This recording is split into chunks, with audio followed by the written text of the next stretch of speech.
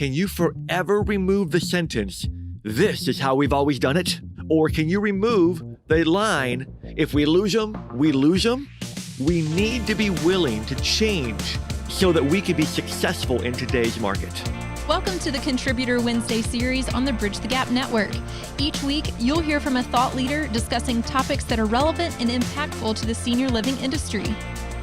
Welcome to Bridge the Gap Contributor Wednesday. I'm Chris Heinz. I'm back. That must mean it's the fourth Wednesday of the month. And each month on the fourth Wednesday, we'll be discussing recruitment, team building, and mindset.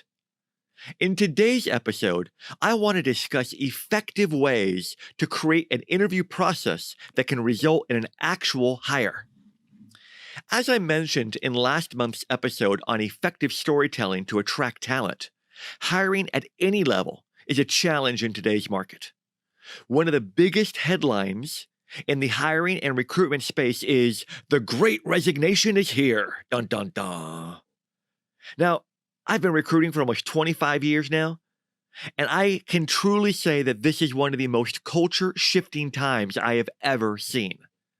Some people are burnt out. Others want to change a pace. Others want to try something completely new. They want a new challenge. Some professionals are leaving the senior living industry, while others are looking towards it because of the ability to have a greater meaning in what they do. The fact is, for the last 100+ years, people have left one job for another. People have decided they want to work less. People have decided they want to do something different. They want to work from somewhere else. The technical lingo for that now is work from X or work from anywhere. These challenges are not new. We have directly seen them in our recruiting searches that we've completed for our clients, and we've heard about them from the very same companies on the searches that they've done on their own.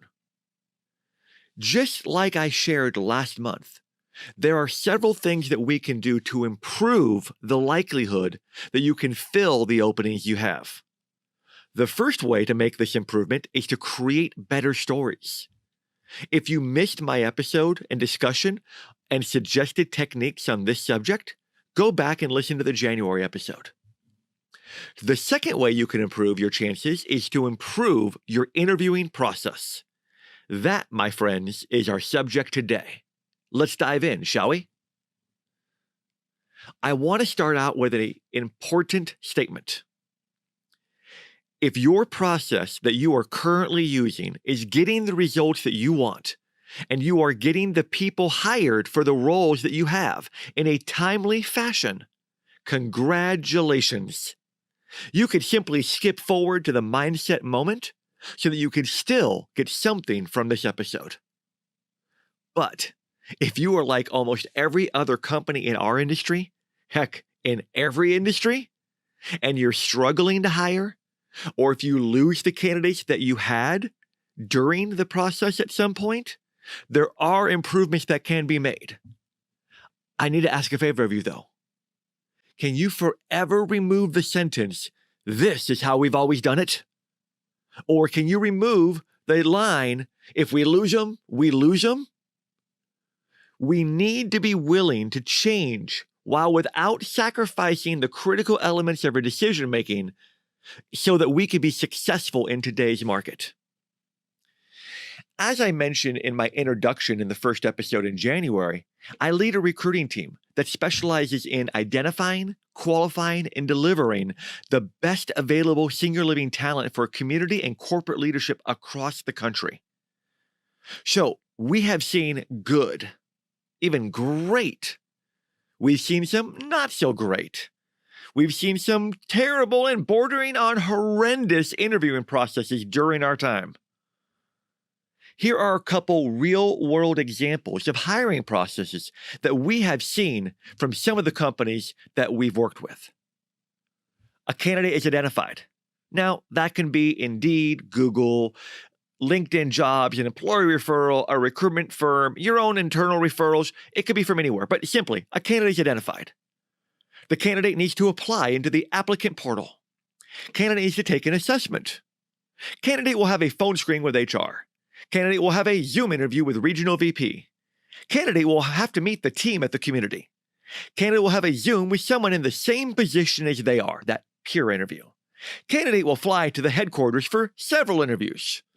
Candidate will talk with the investor. A decision will be made if they're going to make an offer. All of these steps take 30 to 45 days.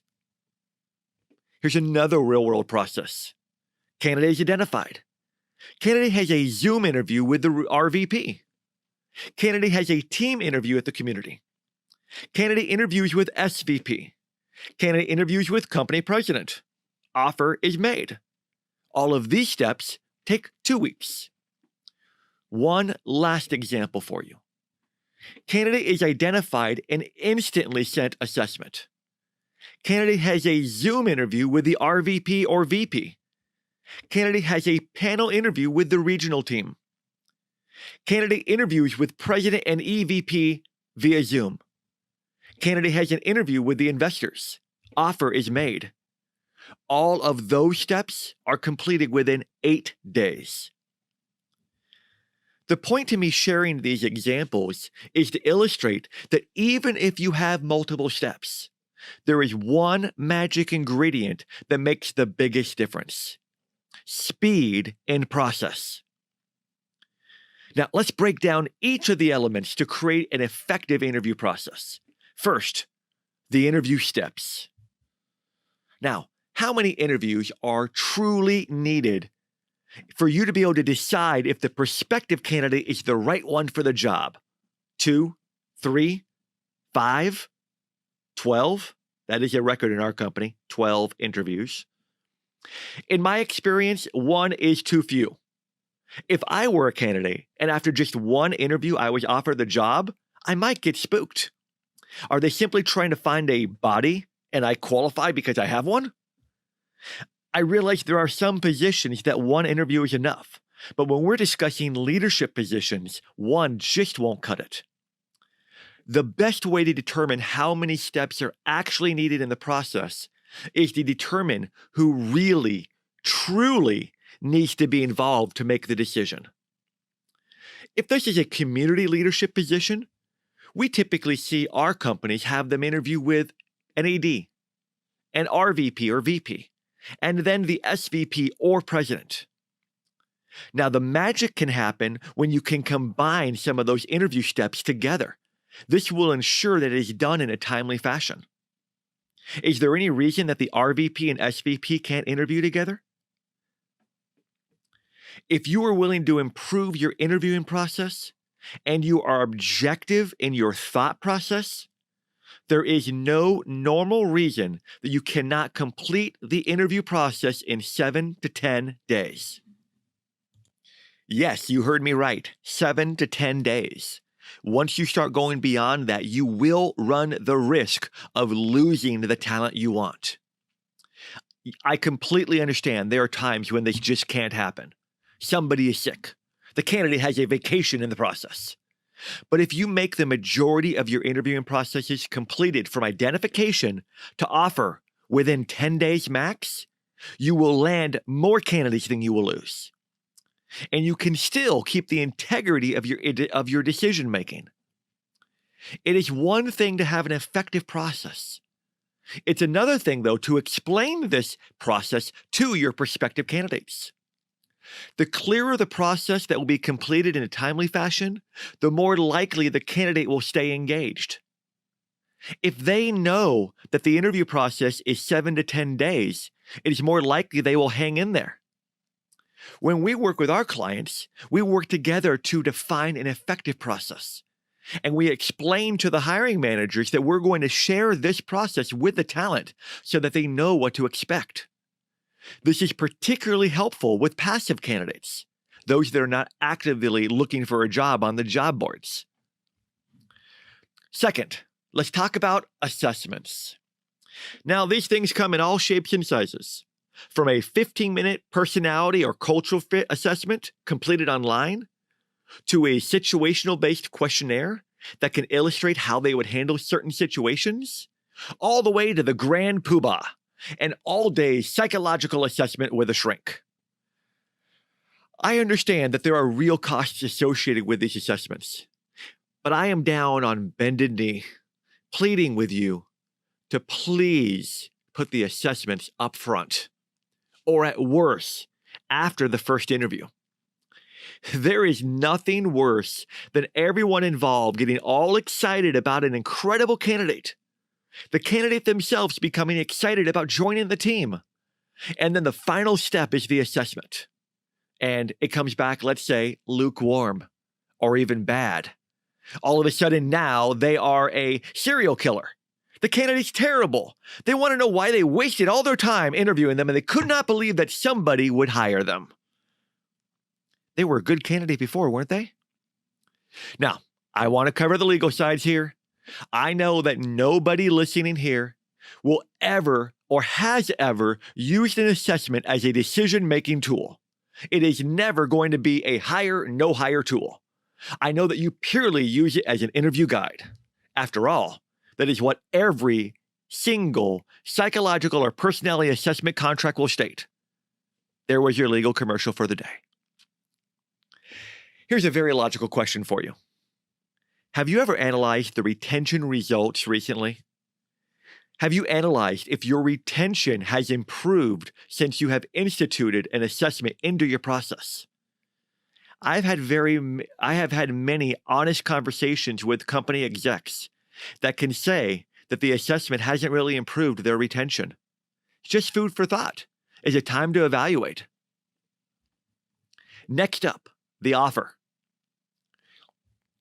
When you have a candidate at the final stage of the interview process, the next likely step is the offer, isn't it?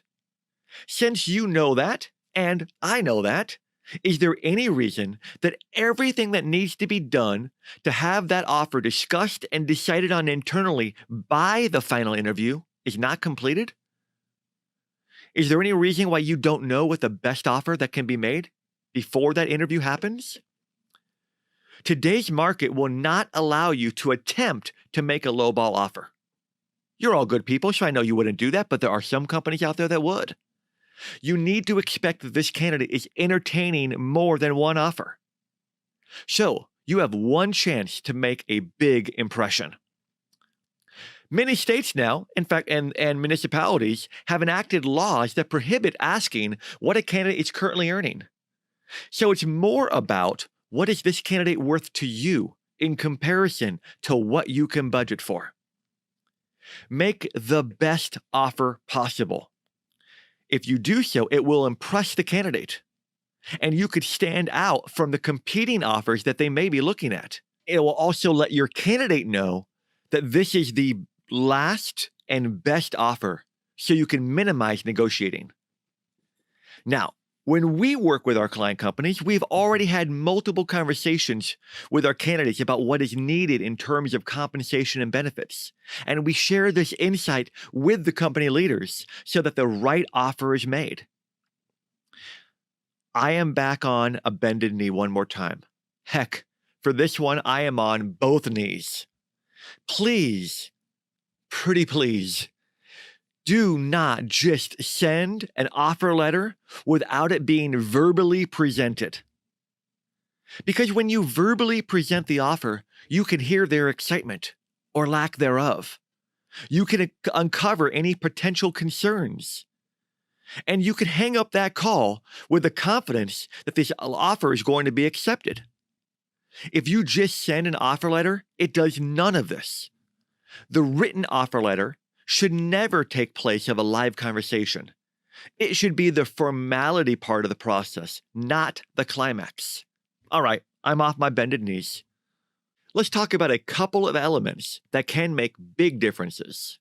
The first one, let me ask you a question. Do you expect a candidate to send a thank you note after the interview? Have you passed on a candidate because they didn't? Have you moved a candidate up the rankings or forward in the interview process because they did send one? We have seen each of these occur. Early last year, we had 2 candidates interviewing for a vice president of operations position.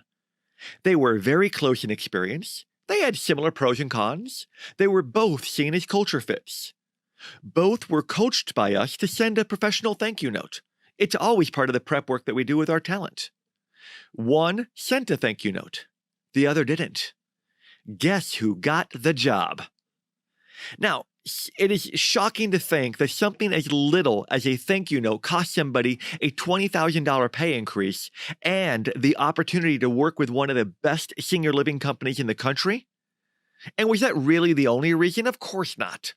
But it was an important opportunity missed. Just last week, we had a candidate interview for an executive director position. The interview went pretty good. Not incredible, but decent. But the candidate sent a thank you note explaining their interest and how they felt that they could fit into the position. The VP was impressed enough, and they moved them further in the process in part because of that little letter.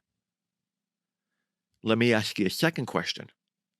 If we put so much emphasis on receiving these letters, shouldn't we do the same? After all, this is a two-person dance. They are trying to impress you, and you need to try to impress them. If you like the candidate, send them a thank you note. Follow up after the interview, thanking them for their time, sharing how you believe they could fit into the position, and describe the remaining steps in the process. This will surely impress the candidate by doing so. Continuing along this line of trying to woo the candidate, after they have accepted the position, consider sending something to them. Company swag, flowers, a plant, an edible arrangement. It does not need to be something expensive. I simply want to mention this here, and we're going to go into more details on this, along with the rest of the transition period after acceptance, the start date, and the onboarding in a future interview. But I didn't want to wait a month or two before I mentioned this. So let's bring it all together. Review your current interview process and determine where it can be improved so that it can be completed in a timely fashion, ideally 7 to 10 days. Communicate this process with the candidate. Make the best offer you are able to and verbally present it. Throughout the process, perform the right dance moves to show your interest. A thank you note is a great step in that dance. And land the candidates that you want to have on your team. These elements are just some of the components that we use with our clients when conducting leadership searches, and they can help you on every search that you work on. Now, I like to end every episode with a mindset moment. Do you have a growth mindset? The saying goes, you are either growing or you're dying. But what does a growth mindset mean? Carol Dweck, a Stanford professor, popularized the exploration of this mindset. She showed that a growth mindset means that you truly believe that you're able to develop your talents as opposed to just having them. This is done through hard work, good strategy, input from others, and that you are willing to learn through failing. I don't believe that we are simply born with talents. I believe that they can be grown. One of the best ways to grow your abilities is by trying new things, and yes, by failing at some of them. I love the story from Sarah Blakely on this subject. Sarah, in case you don't know, is the founder of Spanx. This is her company that she started with $5,000 in her savings, and recently she sold a majority interest for $1.2 billion. She explains that as she was growing up, her father would ask each of the kids at the dinner table, "What did you fail at today?" Because the reality is, we can learn so much through failing as long as we're focused on growing through that failure. Don't be afraid of making mistakes. Learn from them, grow from them, grow your mindset. Create the best version of yourself by forever working on having that growth mindset. Start today. Write down 2 things that you want to improve in the next 2 months. For each of those things, write down 4 elements that you need to do in order to improve. If you don't know how to do one of those elements, ask for help. Maybe get a mentor. Then work each and every day on getting better at those 2 things. Be open to the ability to grow. Be willing to make mistakes. Grow that mindset. That's a wrap, gang. If you have any questions, comments, complaints, or even conundrums, message me on LinkedIn. I'd love to chat with you. Stay tuned next month for the next chapter in our recruiting and mindset adventures. Thanks for listening to this week's BTG Contributor Wednesday. Please connect with me at btgvoice.com. Thanks for listening to the Contributor Wednesday series on the Bridge the Gap Network. For a full library of episodes, visit btgvoice.com.